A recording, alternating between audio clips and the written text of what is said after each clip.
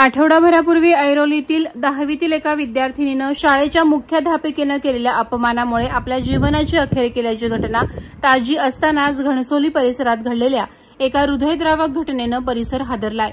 10वीच्या वर्गात शिकणाऱ्या एका विद्यार्थिनीनं मानसिक तणावाच्या अवस्थेत राहत्या घरात जीवनयात्रा संपवली।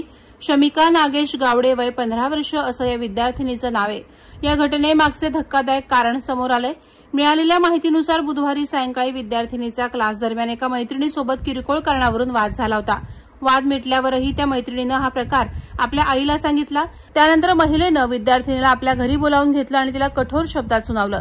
तिच्या पालकांविषयीही अपमानास्पद टिप्पणी केली। शेजारच्या महिलेनं देखील या प्रसंगात विद्यार्थिनीवर तोंडसूक घेतल्याचं सांगितलं जात आहे। या घटनेचा परिणाम विद्यार्थिनीच्या मनावर खोलवर झाला। अपमान जिव्हारी लागल्यानं ती मानसिक तणावाखाली गेली।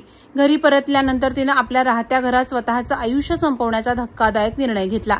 रात्री सुमारे 7:45च्या सुमारास तिची आई घरी परतल्यानंतर हा प्रकार लक्षात आला। तिला तत्काळ ऐरोली महापालिका रुग्णालयात नेण्यात आलं, मात्र डॉक्टरांनी उपचारापूर्वीच तिने प्राण सोडल्याचं सांगितलं। घरातून एक चिठ्ठी मिळाली असून त्यामध्ये विद्यार्थिनीनं आपल्यासोबत घडलेल्या संपूर्ण प्रकाराने आपली मनस्थिती व्यक्त केली आहे। पोलिसांकडून या घटनेचा तपास सुरू असून संबंधित सर्वांकडून जबाब नोंदवले जात आहेत। वादळवारा लाईव्हसाठी न्यूज ब्युरो, नवी मुंबई।